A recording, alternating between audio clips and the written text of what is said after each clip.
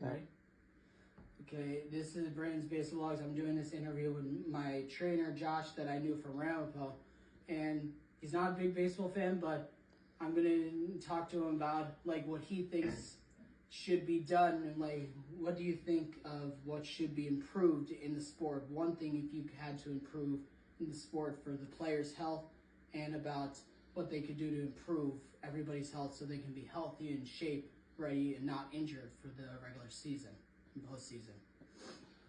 That's a tough question because I don't know too much about all of the prep and the preseason workouts that they do, but I think a lot of people take their preseason training on their own, right? Like the head coach doesn't really have to manage what they're doing before and after season. Like Judge and everything, he's the captain. Yeah. And he was up early and training really early, and he got players to do it. And so that's really, having somebody like that sets an example to, really put in all that hard work of strength training, flexibility training, injury prevention throughout the season so that they don't get hurt or injured in the main season. And what is one thing you think that they should not allow in the sport, like with the players breaking the rules, like with steroids or anything? Yeah, Brandon, I've learned a lot about baseball thanks to Brandon, and sometimes you see in the media all the steroid usage and the drugs, and a lot of the problem is because everybody wants to make as much money as possible, and if it's your career and you're competitive in your career, and then everybody else is doing this thing that's preventing you from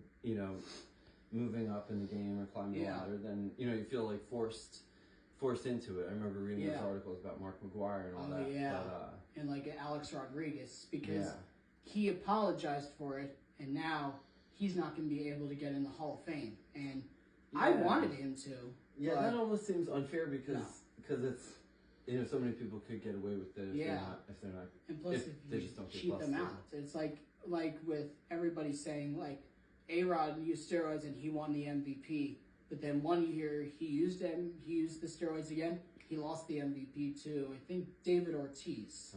And he had a better year, and he played fully healthy and no steroids at all. Yeah. And it's like, you gotta actually just play fair. And if someone cheats you out of winning something, it's not going to be fair one day.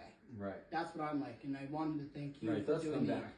Come back to like in other sports too, like in the sports I'm familiar with, like track and field. A lot of times you find out after the fact.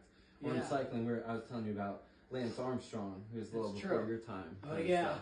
And then he's, he has his family trying to pick back up. But but he was also in a weird position where it's really hard to do the right thing when your whole life, everything, all this stuff is counting on you winning, and so you take the easy way out. That's true. But I also have to say, you always you remind me of all these positive things and all the inspiration that if you don't think about the bad stuff, all these superstars in baseball inspire all of these kids and like high school kids to work out.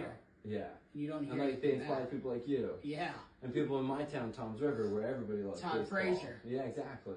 So it inspires them to eat healthy and work hard, even if they don't make minors or majors, or they don't win the World Series yet. So I think that's a really good thing, and I love learning about it because it is such an American thing. Yeah, I was so busy swimming my whole life, and I didn't learn about it. That's true. So I always appreciate learning from Brandon's baseball blogs. Yeah, I want to thank you, and thanks for joining the interview for today. Oh, my pleasure.